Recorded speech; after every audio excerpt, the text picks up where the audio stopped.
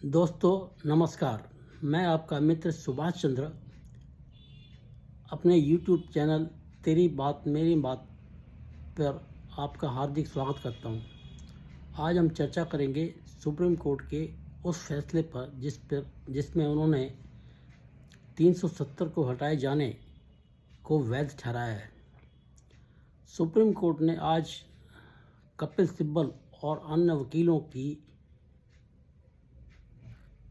जो पैरवी थी, पाकिस्तान के लिए बैटिंग करने की पैरवी थी, उसका सारा गेम ओवर कर दिया। आज कपिल सिब्बल तो अपनी बहस के दौरान हैदराबाद और जूनागढ़ को भी पाकिस्तान के अंदर मिलाने की बात कर रहे थे।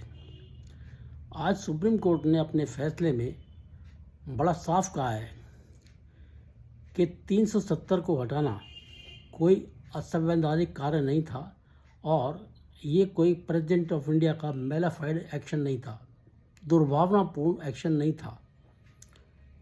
ये 370 को हटाया गया। सुप्रीम कोर्ट ने कहा है कि ये राज्य के पूर्ण इंटीग्रेशन, देश में पूर्ण इंटीग्रेशन की एक प्रक्रिया थी। अब राज्य के इंटीग्रेशन की बात जब कही है तो साथ में ये भी कहा है कि जम्मू कश्मीर भारत का अभिन्न अंग है और जम्मू कश्मीर राज्य क्या है, उसके अंदर सही मायनों में देखा जाए तो पीओके जो पाकिस्तान ने हथियाया हुआ है वह भी उसमें शामिल है। तो मेरे विचार से एक तरह से सुप्रीम कोर्ट ने केंद्र सरकार को अब खुली छूट भी दे दी है इस फैसले के बाद कि अब आप पीओके को भी अपने भारत में शामिल आप करने के लिए आगे बढ़ सकते हैं। सुप्रीम कोर्ट ने बड़ा साफ कहा है कि 370 को हटाने की जो पावर्स जम्मू कश्मीर की कॉन्स्टिट्यूएंट असेंबली को दी गई थी, वो कॉन्स्टिट्यूएंट असेंबली के ख़त्म होने के बाद वो अधिकार राष्ट्रपति के पास और केंद्र सरकार के पास स्वतः ही आ गए। दूसरी बात ये भी सामने कही जा सकती है, मानी जा सकती है कि कॉन्स्टिट्यूएंट असेंबली अपने आप में एक टेम्पररी बॉडी थी। वह एक 370 जो टेम्पररी प्रोविज़न था, जिसको सुप्रीम कोर्ट ने भी कहा है कि टेम्पररी ही था, उसको टेम्पररी बॉडी एक टेम्पररी प्रोविज़न को हटाने या ना हटाने का फैसला कैसे कर सकती है। और जब कॉन्स्टिट्यूएंट असेंबली भंग हो गई तो उसके बाद जम्मू कश्मीर विधानसभा ने राज्य का विलय भी भारत में स्वीकार कर लिया।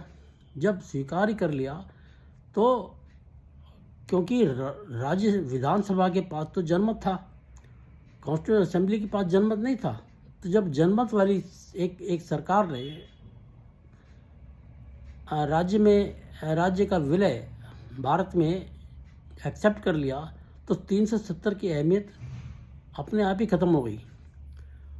लेकिन कांग्रेस की हर गवर्नमेंट 370 को झुंझुना बनाकर बजाती रही और उसको एक तरह से परमानेंट प्रोविज़न बना दिया।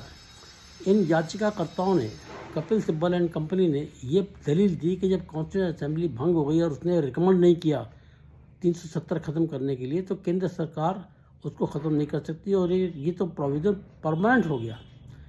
इसका सुप्रीम कोर्ट ने बड़ा साफ जवाब दे दिया कि ये टेम्पररी प्रोविज़न था और इसको हटाने की शक्ति केंद्र सरकार के पास थी। आप अगर सही मायनों में देखें तो जिन नेहरू जी की कंट्रीब्यूशंस के लिए कांग्रेस ढोल पीटती रही है, आज उसी नेहरू जी को सुप्रीम कोर्ट के फैसले ने एक बहुत ज़बरदस्त थप्पड़ मारा है और ये बता दिया है कि वो जो फैसला था उनका, वो मेलाफाइड फैसला था जिसके अनुसार केंद्र का कोई भी कानून राज्य में लागू ही नहीं होता था। ये कैसे संभव था? एक देश के अंदर 2 विधान चल रहे थे, कैसे चल सकते हैं? आप ये देखिए कि 4 साल के अंदर कितना बदलाव आया है। जो राहुल गांधी, उसकी बहन, अपने जन्म से लेके 2022 तक कभी लाल चौक पे तो क्या, कश्मीर के किसी हिस्से में जाकर तिरंगा फहराने की हिम्मत नहीं कर सके, वो तिरंगा फहरा के वहाँ पे पिकनिक मना रहे हैं। इससे बड़ी सुविधा और क्या हो सकती है? क्या बदलाव उससे ज़्यादा और क्या हो सकता है? तो ये बहुत ध्यान देने वाली बात है कि नेहरू जी की गलती जो अभी 4 दिन पहले अमित शाह ने संसद में कही, वो बड़ी गंभीर बात थी कि नेहरू जी की गलतियों का खमियाजा पूरे कश्मीर को और पूरे देश को भुगतना पड़ा है। और इसके ऊपर अधीर रंजन चौधरी हल्ला मचा रहा है कि आप नेहरू जी के कंट्रीब्यूशंस के बारे में एक बार बहस करा ही लीजिए। अरे भाई अधीर रंजन चौधरी जी, आप क्या नेहरू जी को पूरी तरह से संसद में नग्न कर देना चाहते हैं? उनकी अगर आप कंट्रीब्यूशंस के बारे में देखेंगे तो आपको पता चलेगा कि भारत के कितने हिस्से काट काट के कश्मीर को दे दिए, पाकिस्तान को दे दिए, चाइना को दे दिए। आप कहाँ तक उनको डिफेंड करोगे? और उस बहस में जो अभी पार्लियामेंट में हुई है उसमें सौगत राय, टीएमसी का नेता, ये बोलता सुना है मैंने कि जब तक फारूक अब्दुल्ला जैसे लोग चीफ मिनिस्टर नहीं बनेंगे, जब तक वहाँ पर लोकतंत्र कायम नहीं होगा। आप अब्दुल्ला को दोबारा चीफ मिनिस्टर बनाना चाहते हैं, जिससे कि क्या हिंदुओं को दोबारा से वहाँ से खदेड़ना चाहते हैं? जो भी बच गए वहाँ पर उनको भी खदेड़ना चाहते हैं, तभी आपको लोकतंत्र दिखाई देगा वहाँ पर? ये कहाँ का तरीका है? अब जो बिल पास हुए हैं पार्लियामेंट में, उसके अंदर 3 सदस्यों को नामित करने का भी प्रोविज़न दिया गया है और 1 सदस्य पीओके से भी नॉमिनेट होगा उसके अंदर। अमित शाह ने संसद में यह भी कहा कि राज्य में हुई 45,000 मौतों की जिम्मेदार 370 थी और इसका सबसे बड़ा नुकसान कश्मीर की महिलाओं को हुआ, वहाँ के ओबीसी लोगों को हुआ, जिन्हें कोई सुविधा कभी 370 के चलते नहीं दी गई। वो सुविधाएं मोदी सरकार ने दी हैं। ये इस बात को कब तक आप झुठलाते रहेंगे? और आज भी गुलाम नबी आज़ाद ये कह रहे हैं कि ये फैसला सुप्रीम कोर्ट का दुर्भाग्यपूर्ण है। उधर कपिल सिब्बल कहते हैं कि जी कुछ लड़ाई लड़ी जाती है, हारने के लिए लड़ी जाती हैं। क्या बात है भाई? आपको पता था कि आप ये लड़ाई हारेंगे, क्योंकि आप तो पाकिस्तान के लिए बैटिंग कर रहे थे। आफ्टर ऑल ये दोनों हैं तो कांग्रेस के बीच ही ना, और जो भी बाकी वकील भी थे वो 370 को कायम रखने के लिए केवल इसलिए लड़ रहे थे क्योंकि उसमें पाकिस्तान का हित शामिल था। पाकिस्तान ने कश्मीर के अंदर 70 साल में क्या नहीं किया, आप ये देखिए। उसके कश्मीर के बिना उसको रोटी हजम नहीं होती, कश्मीर को मिलने वाला नहीं उसको, और आप पाकिस्तान के साथ खड़े हुए हैं। ये कहाँ का तरीका है?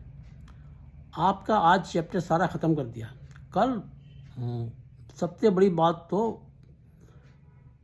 ये सामने आई कि महबूबा मुफ्ती ने ये ऐलान किया था कि अगर फैसला 370 हटाने के खिलाफ नहीं आया तो ये इससे बहुत बुरा होगा। क्या बुरा होगा भाई? धमकी दे रहे हो तुम क्या?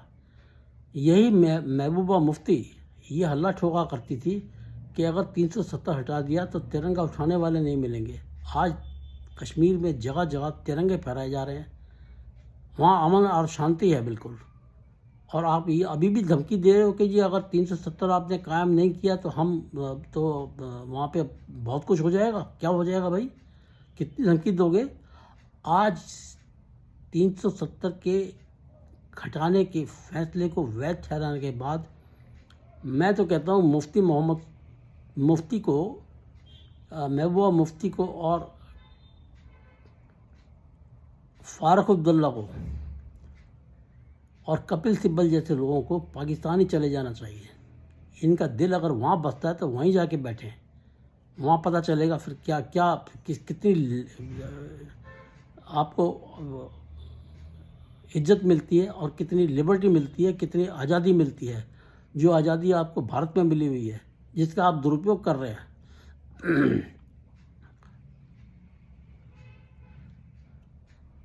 कुल मिलाकर देखा जाए तो सुप्रीम कोर्ट का फैसला ये बताता है कि नरेंद्र मोदी प्रधानमंत्री रहते हुए उन्होंने जो भी कोई काम किया है कानूनी रूप से सही काम किया है, वैध काम किया है, देश हित में काम किया है। और इसके लिए अब आप ये चैप्टर को ये समझ लीजिए कि 370 का चैप्टर पूरी तरह से ख़त्म हो गया। ये कांग्रेस अगर ये सोचे कि हम सत्ता में आ गए, वैसे तो कभी आने की उम्मीद नहीं है कि हम सत्ता में आ गए तो 370 दोबारा लगा देंगे। अब दोबारा नहीं लग सकता 370, क्योंकि अब ये फैसला सुप्रीम कोर्ट का है कि 370 को कायम रखना एक कोई अकल की काम नहीं था। तो ये बहुत अच्छा फैसला हुआ है, देश हित में फैसला हुआ है और देशवासियों को इसके लिए सुप्रीम कोर्ट का धन्यवाद करना चाहिए और सब बधाई के पात्र हैं। जय हिंद।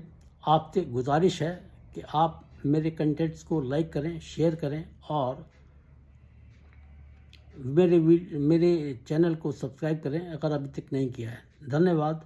भारत माता की जय। जय हिंद।